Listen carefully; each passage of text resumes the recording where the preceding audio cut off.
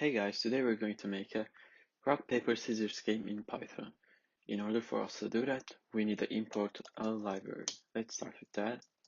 Import random as R.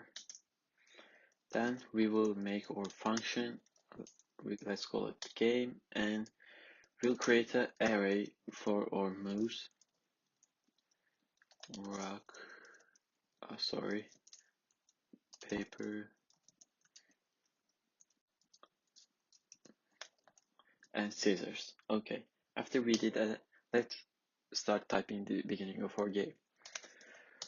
Print welcome.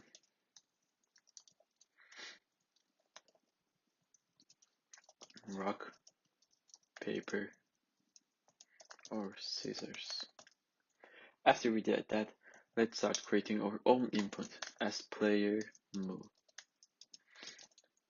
I'll put input your move. And I'm gonna make this lower, which I'll explain later why I did this. Then we need our computer. Let's say it's computer move. And how we're going to make the random statement is the most important part here. We're going to say moves, open brackets, and then say r point, which stands for random here, r point rand int. We're going to open parentheses and say 0 to 2, which means like 0 to 2 as indexing an array. And then we're going to print a statement saying that computers move. Computer move. Okay, excellent. Now we need to create one if statement and 6 else statements. Let's start with that. If player move equals the computer move, we'll print it's a draw. Elif if player move equals to rock. And now let me explain why I used lower method here, because in the like output part, when we are typing our input, we might use a capital letter, and this would prevent that problem. So even we use capital letter, this would make our input all lower cases so that there won't be any problem with our if statements.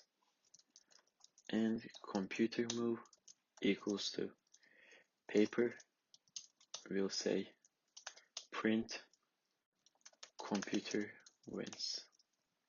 Now I'm going to copy this statement to write the other ones.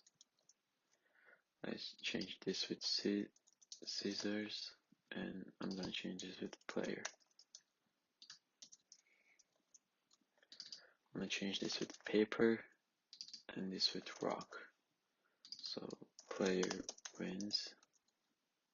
We already typed wins. So I'm going to copy this one, paste it here, paper rock. I'm going to make this scissors and write computer wins. Why am I keep writing wins twice? And now I'm going to write here scissors, and here rock can stay here, and it would be computer. And our last statement, alright, 2, 4, 6, yes, last statement, scissors, paper, and I'm going to change this to player wins. So now we have the game, and I'm going to recall our function here so that we can put our game in a loop and play as many times as we want. And yeah, this is basically all the thing.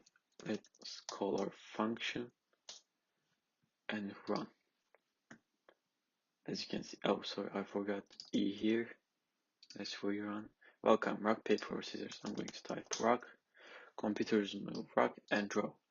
Let's play another game. Paper or moves paper, and computer moves rock. Player wins. As you can see, we have a fully functional rock, paper, scissors game, and we created it under 5 minutes. If you liked this video, don't forget to like and subscribe. Till next time.